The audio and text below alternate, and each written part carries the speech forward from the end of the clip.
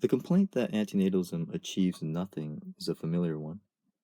Perhaps part of the explanation for this is that antinatalists often talk about extinction, and so the fruits of antinatalism are often measured against this ideal of which it falls short.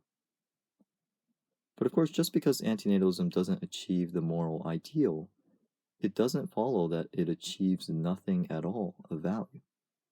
After all, we normally don't think that preventing something bad for even a single individual is insignificant. But why then should we feel that preventing birth for many possible individuals is insignificant? Nevertheless, I think this charge does raise an important question, namely, is there more that we can be doing to prevent births? Apart from electing not to have children ourselves, what can we as individuals do to reduce instances of birth? Well, it seems to me a number of actions might be taken to this end. And one thing that many people are doing is spreading these ideas. So one thing we can do is to discuss antinatalism with others or raise awareness about this issue in other ways. Another way I think we can make a difference is giving to organizations that are providing education, especially for girls, in parts of the world in which these opportunities are most scarce.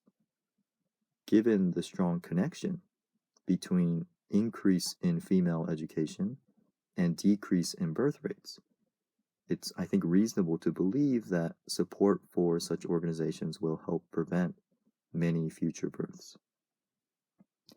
Campaign for Female Education, or CAMFED, is, I think, one good example of this.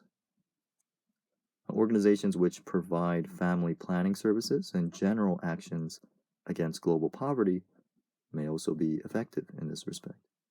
Furthermore, these things can significantly improve the lives of existing individuals, which obviously is something we should be concerned about as well.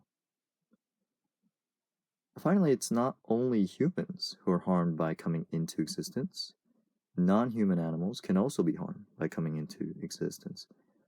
And since humans are causing literally billions and billions of non-human individuals to exist and suffer horribly in the context of the food we eat, the clothes we wear, and so forth, this is something that we can mitigate by basically leading a vegan life. So there are lots of things that can be done in this regard and things that I think ought to be done. But going back to what I initially said, even if one does nothing else, choosing not to reproduce, making this decision for oneself, remains hugely important and should never be looked at as insignificant.